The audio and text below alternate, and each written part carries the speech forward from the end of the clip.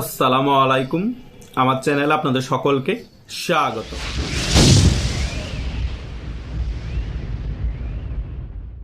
5ই আগস্টের পরবর্তী সময় ডক্টর ইউনূস অন্তর্বর্তীকালীন সরকারের প্রধান হওয়ার পর বাংলাদেশের রাষ্ট্রপতির সাথে যে সকল কর্মকাণ্ডগুলো করেছিল সকল কিছু নিয়ে কিন্তু আমি তৎকালীন সময়ে অনেক ভিডিও করেছি এবং ভিডিওর মধ্যে সকল বিষয় পুঙ্খানুপুঙ্খানুভাবে আপনাদের মাঝে তুলে ধরার চেষ্টা করেছিলাম।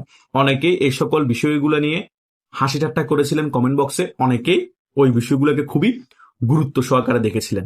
কিন্তু আমি যে সকল কথা বলেছিলাম সে সকল কথা আজ সত্য প্রমাণিত হয়েছে। যা যা বলেছিলাম সকল কিছুই কিন্তু এই রাষ্ট্রপতি শাহাবুদ্দিন চুপ্পুর সাথে ঘটেছে। ডক্টর ইউনূস যে রাষ্ট্রপতি শাহাবুদ্দিন চুপ্পুকে জিম্মি করে রেখেছিল, ঘরবন্দি করে রেখেছিল এবং রাষ্ট্রপতি শাহাবুদ্দিন চুপ্পুর প্রেস সচিবকে সরিয়ে দিয়েছিল, সকল কিছুই কিন্তু তিনি সংবাদ মাধ্যমের সাক্ষাৎকারে ক্লিয়ার করে দিয়েছেন।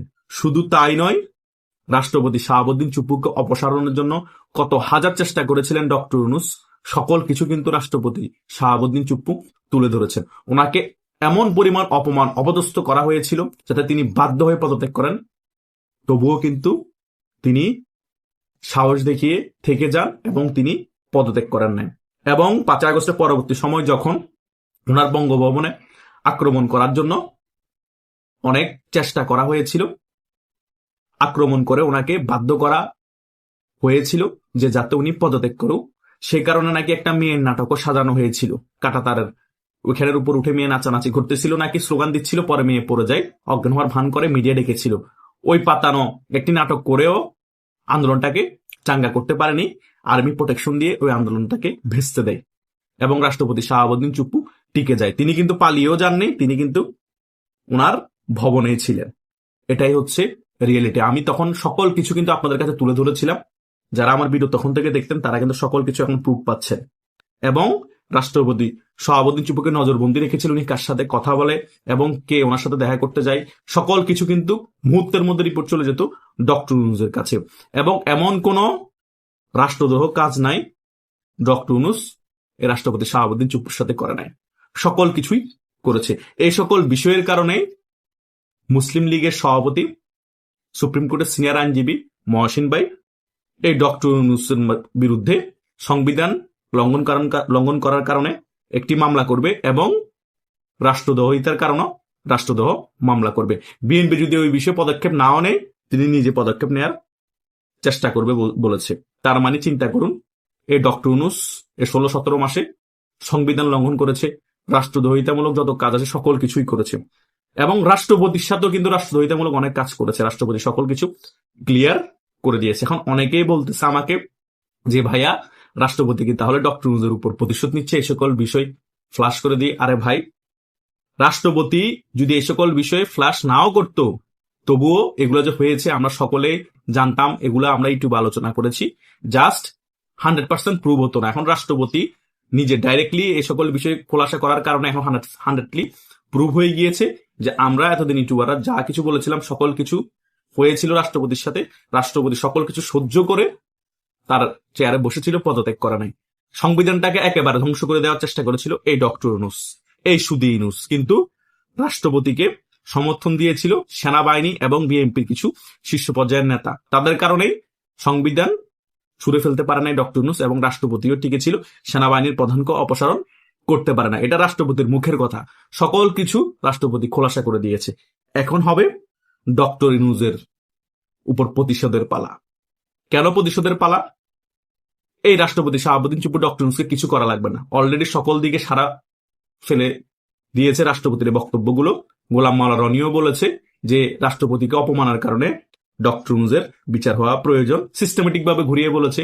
এবং মুসলিম লীগের সভাপতি মহসিন ভাই উনি তো মামলা করবেন বলেছেন সংবিধান লঙ্ঘনের কারণে এবং রাষ্ট্রদ্রোহিতার কারণে। তার মানে এতগুলা মামলা যদি হয়ে যায় তাহলে ডক্টর ইউনূস এখনো যমুনাতে বসে আছে। বিএনপি যদি চায় একদিনের মাথায় ডক্টর ইউনূসকে লটকাই দিতে পারবে। পুরনো অনেক মামলা আছে ডক্টর ইউনূসের। ডক্টর ইউনূসের শেষ বয়স আর যতদিন বেঁচে থাকবে জেলের মধ্যে পচে মরবে। রাষ্ট্রপতি হওয়ার স্বপ্ন তো শেষ, কারণ এই এত সমালোচনা থাকার পরও এত কিছু তার বিরুদ্ধে উঠে এসেছে অনেক রাষ্ট্রদ্রোহ ব্যাপারগুলো, সংবিধান লঙ্ঘনের ব্যাপার, সে কি রাষ্ট্রপতি হতে পারবে? তাকে রাষ্ট্রপতি কেউ মেনে নিবে? বাংলাদেশের জনগণ বিশ্বের কোন দেশের রাষ্ট্রপতি হিসেবে তাকে সম্মান করবে? করবে না। যার বিরুদ্ধে রাষ্ট্রদ্রোহর মামলা হবে, যার বিরুদ্ধে সংবিধান লঙ্ঘনের মামলা হবে, সে তো ফাঁসির দড়িতে ঝুলবে। সে কিসের রাষ্ট্রপতি হবে? কথা বুঝেন নাই? তার মানে সে যতই নুনুবেল হোক না কেন, ঘুরে ফিরে রাষ্ট্রপতি শাহাবুদ্দিন চুপ্পুর কাছে তার মাথা নত করতে হবে। রাষ্ট্রপতি শাহাবুদ্দিন চুপ্পুকে মাথা নত করাতে পারে নাই, এত অপমান অপদস্থ করার পরও, তার ভবনে মপ করার চেষ্টা করার পরও তিনি অক্ষত আছে এবং সত্য প্রমাণিত করেছে। আল্লাহ এই ডক্টর ইউনূসকে এখন অপমানিত করছে, এই শাহাবুদ্দিন চুপ্পুকে এখন সম্মানিত করছে। এটা আল্লাহর বড় লীলা খেলা। অথচ গত 16-17 দিন আগেও কিন্তু এই ডক্টর ইউনূস প্রধান উপদেষ্টার চেয়ারে ছিল। আজকে তাকে নিয়ে এমন কোনো মন্তব্য নাই, মানুষ করছে না। টকশোর মধ্যে গেলে তাকে নিয়ে বদনাম, সকল জায়গায় তাকে নিয়ে বদনাম। বদনাম মানে কি? সত্য বদনাম। সে যে উল্টাপাল্টা কার্যকলাপ করেছে, রাষ্ট্রপতিকে অপমান করেছে, তার আশেপাশে যত উপদেষ্টা আছে দেশের টাকা বিদেশে পাচার করেছে, সে কোনো কাজ গুরুত্ব সহকারে করে নাই। আজকে করবে বলে কালকে করেছে, কালকে করবে বলে পরশু করেছে, এবং অনেক কাজ আছে অসমাপ্ত রেখে চলে গিয়েছে।